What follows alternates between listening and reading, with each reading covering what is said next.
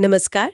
शनिवार शाम भारत और पाकिस्तान के बीच एक महत्वपूर्ण संघर्ष विराम समझौते की खबर आई। जी आज हम इसी पूरे घटनाक्रम को जरा समझने की कोशिश करेंगे। बिल्कुल। शनिवार शाम से लेकर मतलब देर रात तक जो भी हुआ उसका ब्यौरा है।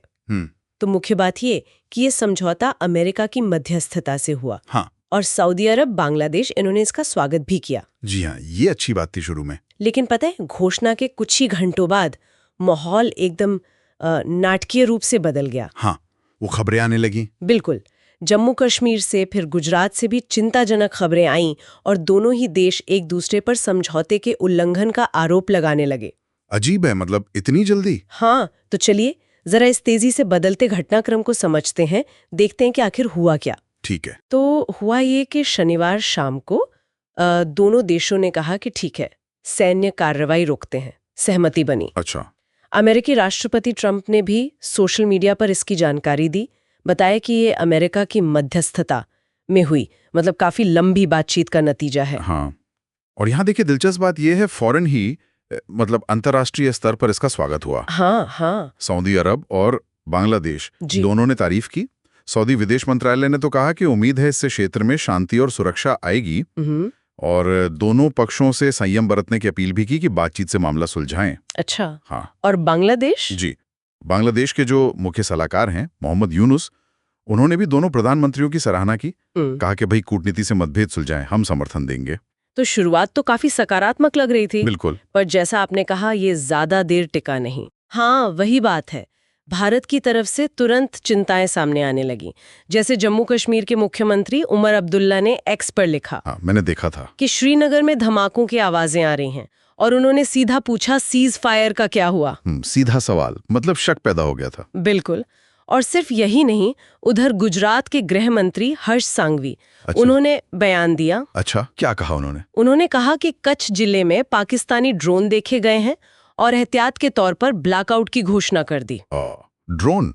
मतलब मामला गंभीर हो गया फिर तो। हाँ, तनाव तो बढ़ ही गया इससे। और फिर देर रात होते होते करीब 11 बजे भारत के विदेश सचिव है ना, विक्रम मिश्री जी, उन्होंने एक स्पेशल प्रेस ब्रीफिंग की। हाँ, और वो ब्रीफिंग काफी अहम थी। उसमें उन्होंने साफ कहा कि पाकिस्तान की ओर से समझौते का घोर उल्लंघन हो रहा है। घोर उल्लंघन? ये तो बहुत बड़ा आरोप है। बिल्कुल, वो भी समझौते की घोषणा के बस कुछ ही घंटों बाद। तो इस पर पाकिस्तान ने क्या कहा? उनकी क्या प्रतिक्रिया थी? देखिए, पाकिस्तान के विदेश मंत्रालय के प्रवक्ता का बयान आया।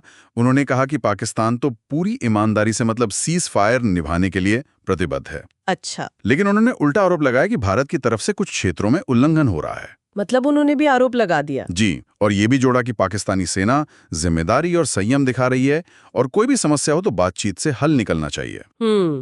तो एक तरह से अपने ऊपर लगे आरोपों का खंडन और भारत पर ही पलटा आरोप। हाँ, बिल्कुल।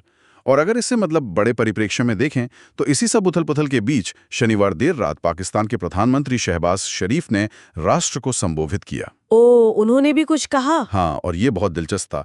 उन्होंने इस संघर्ष विराम को पाकिस्तान की ऐतिहासिक जीत बता दिया। क्या जीत? संघर्ष विराम को? जी हाँ, ऐतिहासिक जीत। उन्होंने अपनी सेना को बधाई दी, विपक्षी दलों का शुक्रिया अदा किया। लेकिन उल्लंघन के आरोपों का क्या? उन आरोपों को सिरे से खारिज कर दिया। कहा ये सब निराधार है और जांच होनी चाहिए। ये तो बड़ा ही मतलब विरोधाभासी नहीं लग रहा? एक तरफ जीत का दावा, दूसरी तरफ कह रहे हैं उल्लंघन नहीं किया और बातचीत भी करनी है। हाँ, यही इस पूरे मामले का सबसे उलझा हुआ पहलू है। देखिए ना, एक तरफ समझौता होता है, दुनिया भर में स्वागत होता है, दूसरी तरफ कुछ ही घंटे बीतते हैं और दोनों तरफ से गंभीर आरोप, उल्लंघन की बातें। हाँ। और फिर पाकिस्तान के प्रधानमंत्री इसे अपनी जीत भी बता रहे हैं, जबकि दोनों ही देश कह रहे हैं कि संयम बरतना है, बातचीत करनी है। तो मतलब जमीनी हकीकत कुछ और बयानों में कुछ और। ये तो बड़ा गैप लगता है। बिल्कुल, और इससे एक बहुत अहम सवाल उठता है कि ये जो विश्वास बहाली की प्रक्रिया होती है, ये इतनी नाजुक क्यों है? हाँ, सही कहा।